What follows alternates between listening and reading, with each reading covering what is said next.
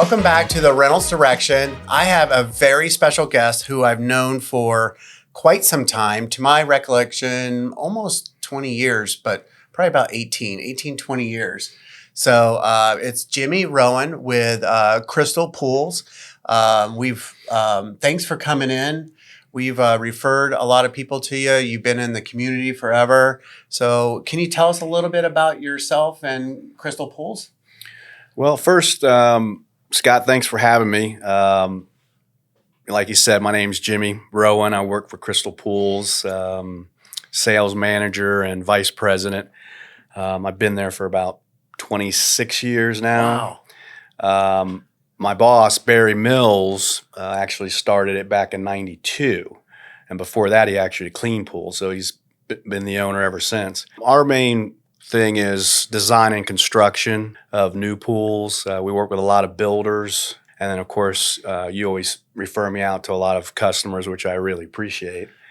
So that's pretty much our lane that we stay in. I remember back, so one thing that's always stood out about your company is you guys didn't just pop up during the good times. And I remember specifically, and that's like a good testament of a business, is, during the 07, 08, 09 period of time, a lot of pool companies, did good in 06 and then disappeared. Mm-hmm. And you guys were building pools like crazy. And I mean, the business had went down a little bit, but you guys stayed together during a really, really rough time. That's a big deal to me. Real quick on a personal note, how long have you been did you grow up here? Yeah, I moved to Vero when I was like 5. So okay. From New Jersey. So I've been here quite some time. I've seen Vero grow for sure. Yeah, that's awesome. When you're talking to a homeowner, what are some of the commonly asked questions that they're asking that you're fielding on the pool designs? Just general. I mean, I think the main one I get all the time, of course, is how long. Okay. How long is it going to take to build this thing? And I like to be realistic. And I'd also rather tell you longer and get it done sooner because you're going to be happier. So right now I'm telling people, with permit review time, construction time, 4 to 6 months. Right. Okay. That's actually not all that bad because No. Probably 30 to 45 days of that, 60 days of that is probably permit time. Yeah. Average is about a month for permit and then maybe a month to schedule. You guys have a number of pools under construction right now and finishing and starting. Yeah, at all different stages. So right now, over the past few years, we've been averaging, 80 to 180 pools a year. Okay. Approximately. So it's been pretty steady. I always found it in new construction, and probably it's in yours, is the quicker the consumer makes decisions also helps the process too. Yeah, because we get people that are really undecided about finishes, Right. tile, decking. Tile especially is one of the things that goes on the quickest. Mm-hmm. So we kind of need you to make that decision early on in the process. And how do you do that? Do they go to a tile store? They come to your store, look at other pools? No, we have hundreds of tiles. Okay. Too many actually to choose from. Just like with deck material, you have your travertine, your marble, concrete, regular pavers. There's a lot of them. We have all that in our showroom as well. What are some pitfalls that maybe someone doesn't know about if they're thinking about building a pool? Well, I think the main thing is probably not asking enough questions. Okay. I like to get asked questions. It tells me that they've done their research. Okay. And I find that, when they don't do that, it could come back and bite both of us because, they never asked me the question and I never went over that. But I try to cover everything. Right. Your intake sheet is pretty good. Well, I call it intake sheet, where it has type of water, chlorine water, salt water, type of tile, heated, non-heated. My favorite part is getting the design from them because I think you're making a really good point that you don't really know what questions to ask until you start seeing it visually. Mm-hmm. And you guys have always created a good visual, even the the pool deck chairs, because that starts showing you how many chairs can fit on Mhm. there. And what's I always call it the beach, but the shallow part. The sun shelves. Yeah, the sun Mhm. shelf. So like are you going to have one and how much of Right. one you're going to have? That visual effect, the lighting, how much lights, do you have one or two? Right. And pretty much all of them are LED now or no? All of them, yeah. Okay. And you can make the 4th of July show, Christmas show, red, green. Yeah, it's very popular, the colored lighting for Yeah. sure, yeah. What decorations, do you want a turtle or nothing or? Yeah, I mean, we go over all that. When I meet with people, I have a nice brochure that I run through on the pump, the filter, the lighting, salt systems, heaters. Now, screen enclosure, I recognize you guys are a pool company, but is the screen enclosure you guys, or do you partner with a third party? We sub that out to a third party that we've been using for like 24 years. Nice. Okay. But we have it included in our contract. So Okay, they so don't have to it's go out. transparent to the consumer. Yeah. I know a piece that people don't think about on the screen enclosure that you do need to know in the beginning. Maybe you don't want one now, but maybe want one later. Mhm. Is getting the footer in. Correct. Otherwise, it's easier to do the footer in the beginning. Yes. Which is for someone that may not know what the footer is, that's like 12 inches of concrete that the screen anchors into. Yeah, so if they were doing a paver style deck, a sandset paver, and they wanted to do a screen, then it would require a 12 by 12 inch concrete footer underneath the pavers.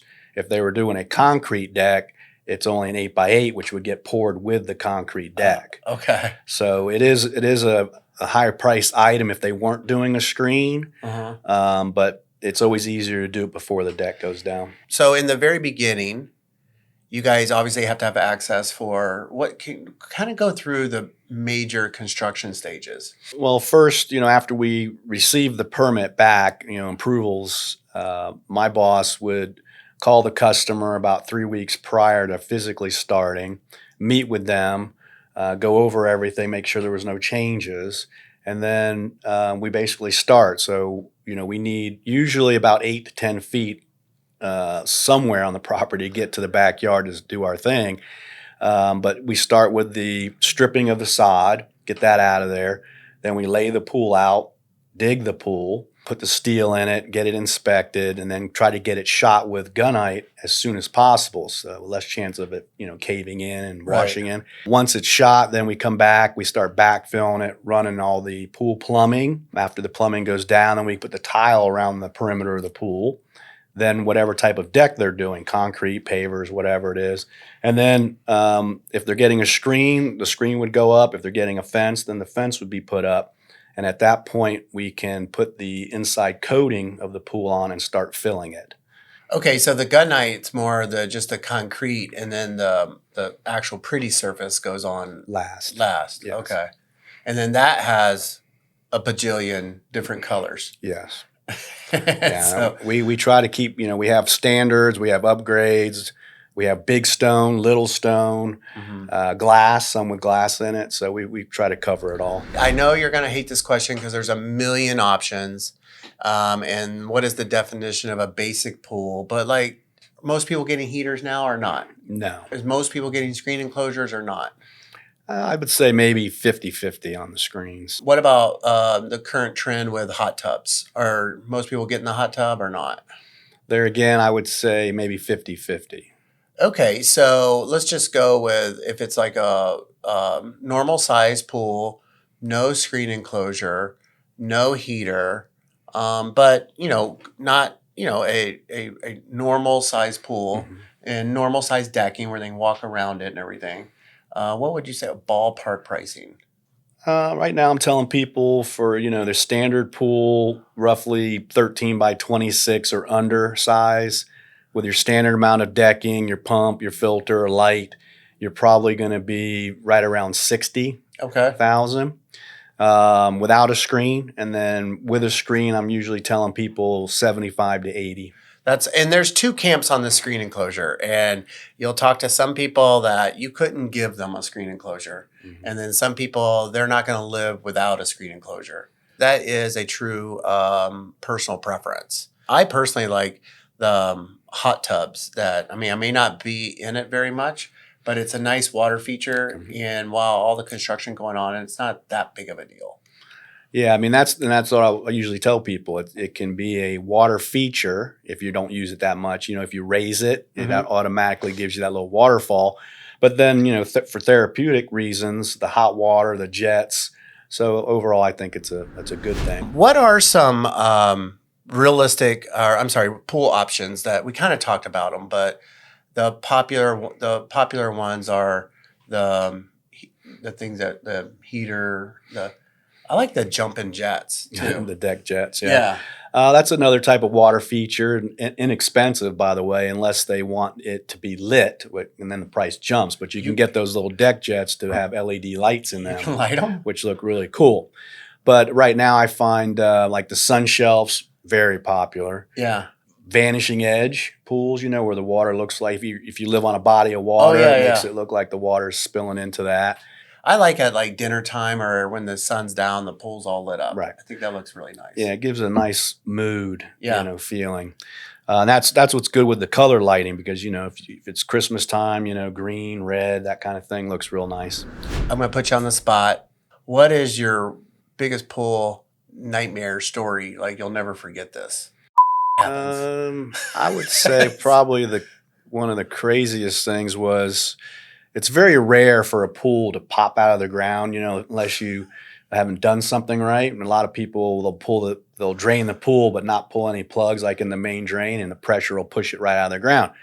But we had a pool that was just shot, and we had so much rain that it actually it pushed it right out of the ground. And that's very rare. And that's a mess. And because we had to go in and chop it all up, haul it out, and start over again. So you can't, this sounds stupid, but you can't just drain the water and like let it set back down?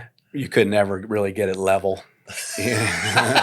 So that's probably the craziest thing. On that note, there's a big subdivision you probably heard of Ocean Village. They had a huge commercial pool that popped. It took 2 years to get that figured out. Oh, wow. Because I think they tried to fix it, but they ended up chopping it all up and getting a new pool. Yeah, that's what you got to do because once it pops, that's it. Because you think, hey, I can just drain the pool and like clean it. Right. That's how you get a popping pool. Right. Well, a lot of times there's screens too, and when that pool pops, it pops the deck and the screen. So then it all has to be redone. Hey, I'm glad I asked because I've heard of the pool popping, but it's something that you definitely, and that's another good reason to work with a qualified pool professional because you think it's just getting acid wash or getting something like that. You really need someone who knows what they're doing. Yeah, just for the folks out there, don't drain your pool. Get a professional. You don't want it popping out of the ground.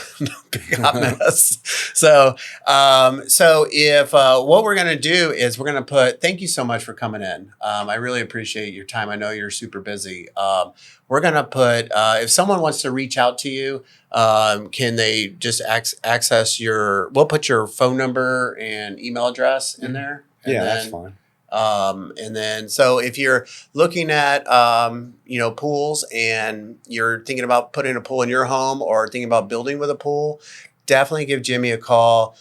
He's straightforward, been here for a long time, stands behind the work product, and has been in the community for a very long time. So, hey, thank you so much for coming in. I appreciate it.